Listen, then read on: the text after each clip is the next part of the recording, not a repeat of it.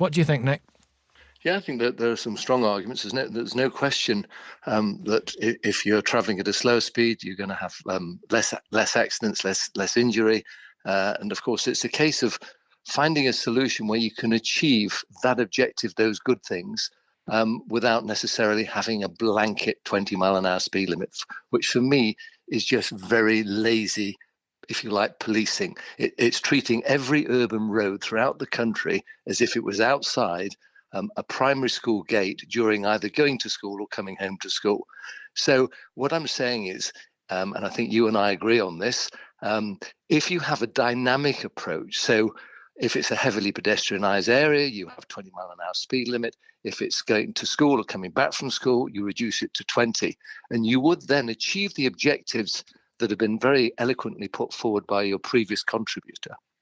But you would also, at the same time, have a speed limit that makes sense. So, for example, taxi drivers at 12 o'clock at midnight, 1 o'clock in the morning, they're sitting at 20 mile an hour on a 2-lane carriageway going through London, already the slowest capital in the world.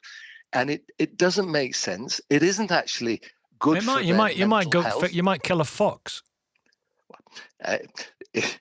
It's not or good a cat. For the mental health, and you're going to have huge. If speed I'm being serious. There is lots of people. If you hit Nicky, if you hit a cat, God forbid, or a dog or any animal at 20 miles an hour or 30 miles an hour, you are going to unfortunately kill it. I'm not sure that. I think what we're trying to do is find a balance with achieving the safety impact. The environmental impact, interestingly enough, is completely neutral.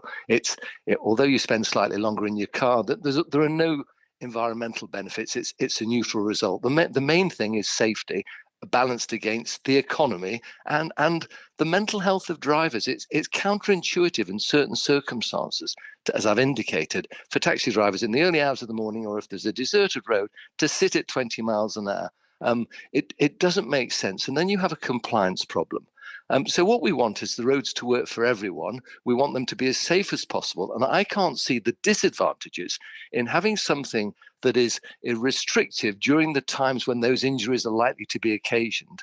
And then when they're not likely to be occasioned, you increase it to 30 miles an hour. And interestingly enough, the Department of Transport, their own current guidance is not to have a 20 mile an hour, it's to have a 30 mile an hour limit and have a 20 mile an hour limit, as I've indicated on certain occasions. So I do hope that we don't just suffer from a lazy decision and we have a really full and sensible debate supported by statistics and figures rather than just vague opinions about what everybody thinks.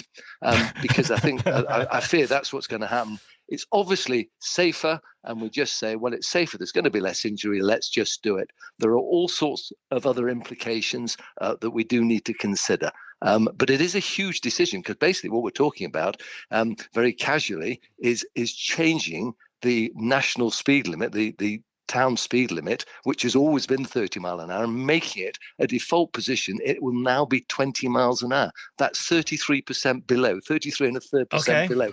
That's a massive, massive reduction. So it needs to be taken very, very seriously. All right, vague opinions. I'm all for them.